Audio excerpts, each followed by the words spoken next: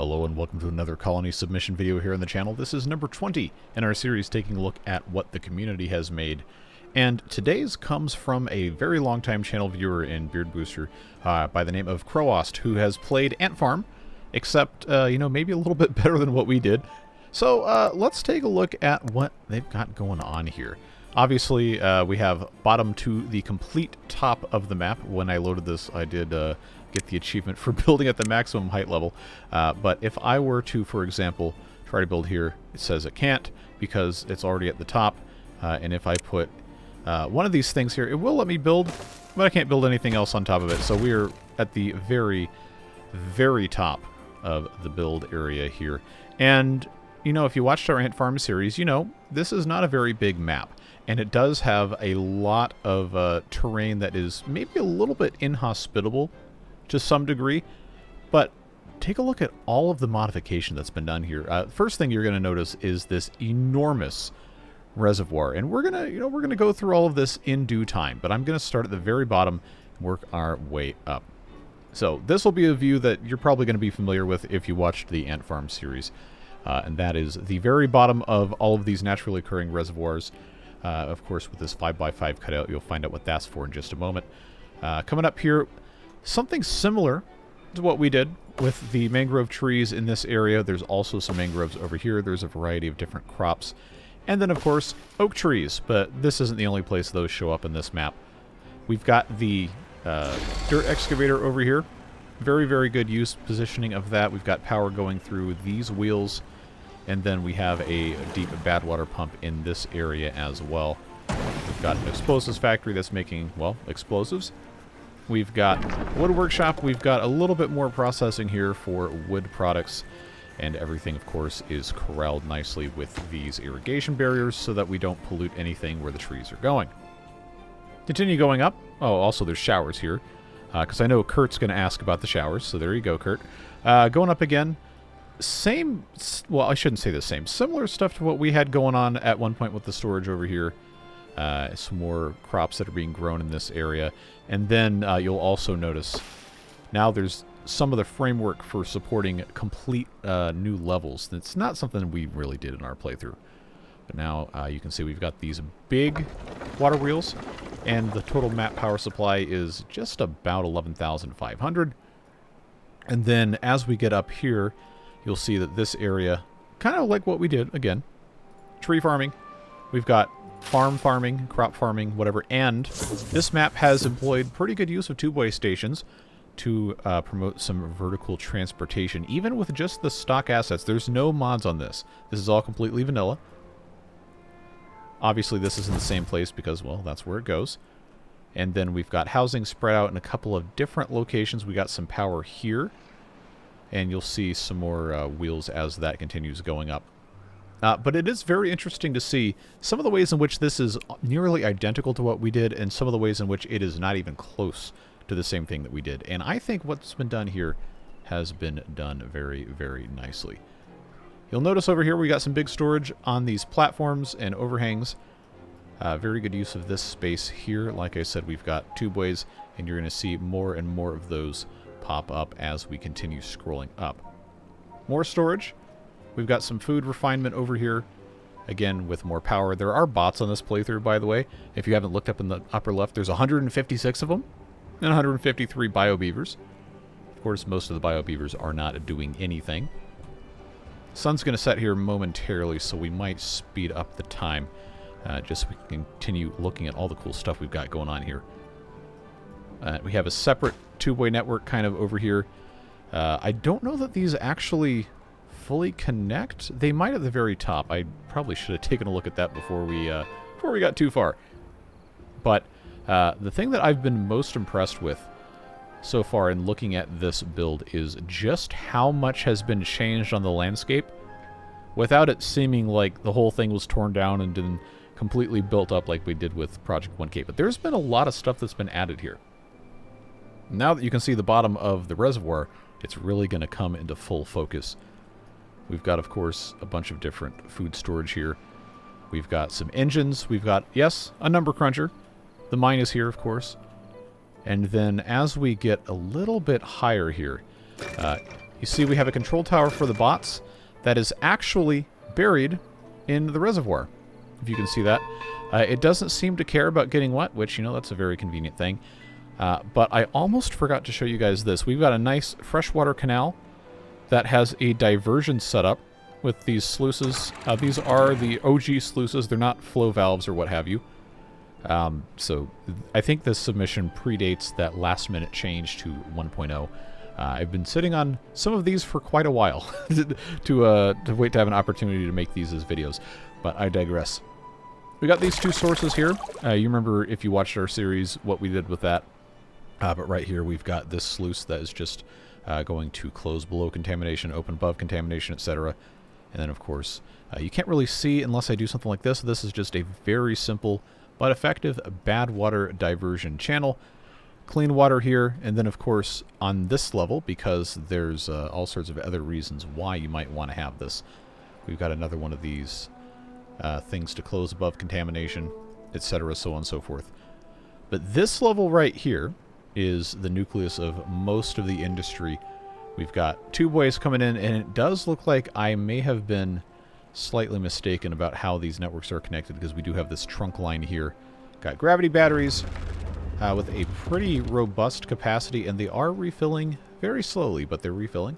Nicely organized crops here. We've got an irrigation station, and again, this is all water reservoir.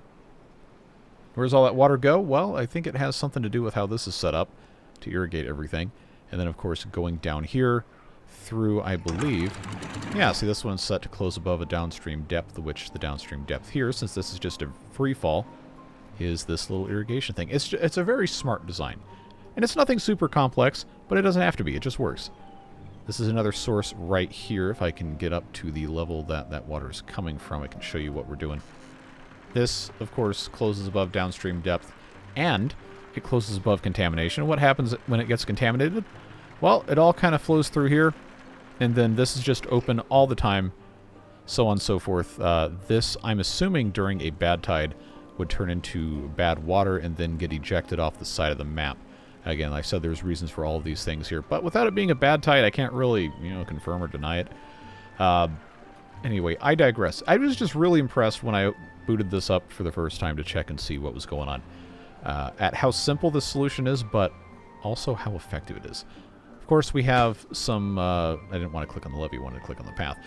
We've got some paths going up above a lot of this, making good use of the space on a tight map.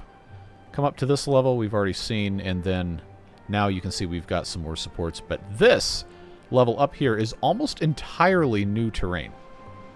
And we do have the Earth Repopulator, which will be launched at the end of this video. We've got even more, I can't click on the right things, even more mangroves up here. Got some nice storage, got some of these guys, more control towers, more oaks.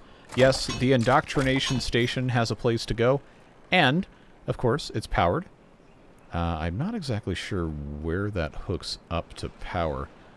Oh, here it is. Vertical power shaft coming down from this thing along the backside. Again, a good use of space. Vertically integrated. It is kind of cool to look at this from the side here. Because, you know, this side's completely open, which is what we're used to, but I almost never showed our playthrough from this side. And, you know, as the name of the map is Ant Farm, this is, well, this reminds me of an ant farm. Look, oh yeah, of course it does. Look, you know, sometimes you just go through life, and you know why something is named something, but it doesn't really hit you until it does, and then you're like, oh, that's really smart. But I digress. I just like how this looks. It's neat to see little bits and pieces of parts of the map. Wow, indeed. We've got our tribute to Ingenuity. Further on down the map, I think, yeah, we've got Flame of Unity, and then there is the Labor Monument somewhere as well. Right down here. And, correct me if I'm wrong, but I believe all of the beaver housing is in the sphere of influence of all of this here. I didn't see any on this other side, at least. Now the sun is setting again. We'll get that on triple speed. I should have just made it permanent daylight. You know how that goes. Best laid plans and all that. But then you come up to this level. We got Exercise Plaza. We got Rooftop Terrace. We've got, well, the Motivatorium is already down here. But we've got a nice selection of things for these beavers to do up on here. You continue going up. Obviously, this is still reservoir. That was always going to be the thing. But then above that, we got wind tunnels, which, well, you know what those do. And then there's some more over here. Kind of, they're not technically stacked because you can't really stack these unless you have a crazy amount of vertical separation. But it's just laid out nicely. And more of these exercise plazas. We got mud baths back on that single speed, and then of course the water pumps at the very, very top of all of this. Now, one thing I did not, okay, I guess I missed one level. But one thing I did not get the chance to check out when I loaded this the first time was to see all of this water down here. Is it actually all going to irrigation, or is it going to be able to be pumped from something? Because, you know, you follow the flow through here. Obviously, we have clean water coming in. These sluices are only going to allow this to have clean water coming in. But it seems like it's forcing it to fill from the bottom, which, you know, that's what it's going to do. But there's not really that much that's being used down here. So if you are crowaust in the comments, feel free, leave us a comment and let us know exactly what your thought was for having all of this down here besides just irrigating a couple of these pools. It's possible I missed something. I do try really hard when I open these up to get a complete picture of what's going on before I start recording the video, but it's very possible I could have missed something. I was just looking to see if there was any other place it was escaping somewhere. But I digress. We also, like I said earlier when we were going layer by layer, we have these trees here, so I imagine that is definitely part of it. I was just, you know, impressed with how this was set up. We do have a little bit of an overflow here, and it is coming up out of, well, you can see with, okay, I have to zoom out so I can actually hear myself think. But you can see with the flow of the water kind of what's happening here. So, that's, you know, that's basically all the map. Maybe you saw some stuff that I didn't point out. I did try to, you know, rotate around and show a little bit of stuff.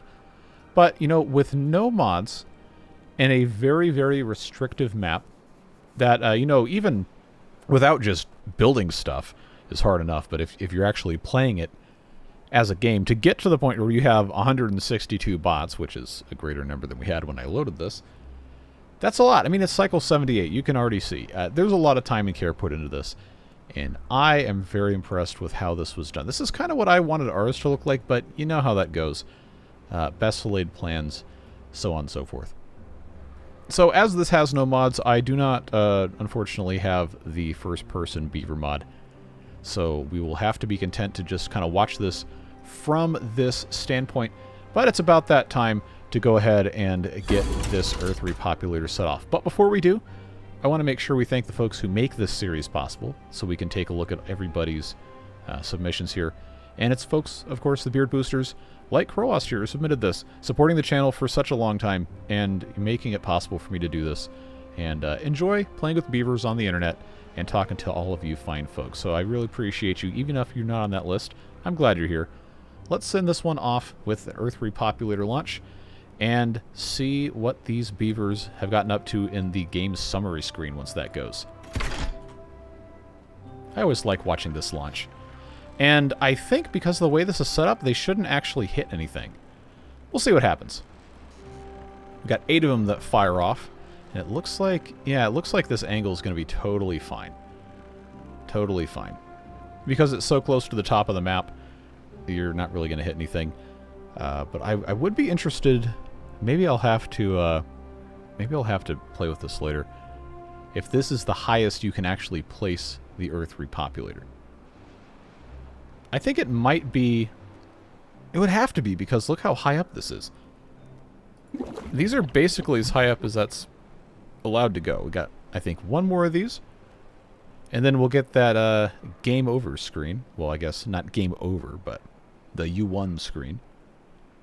And we'll see what kind of stats we got up to here in this whole playthrough. Alright, what you got? Alright, 1,653 days, 1,926 beavers, almost 350,000 water drunk, 33,658 tails painted, 145,000 trees cut, 47 teeth chipped, 892 bots all time. And only 197 dynamite. That's actually kind of surprising. I would have thought it would have been a little more, but, you know, now that I think of it, there wasn't that much terraforming that happened on the bottom. Anyway, You know, it's a cool look at a really nice rendition of the Ant Farm map. Thank you very much, crowaust, for sharing this with us. And again, thank you for supporting the channel and lending us a little bit of an eye into your beaver world. So whatever it is you guys are doing with the rest of your day, stay safe, have fun, and we'll see you again, maybe not super soon, but soon enough, for more looks into community creations. You can always submit yours too. The link's in the description. Take care, friends. Bye-bye.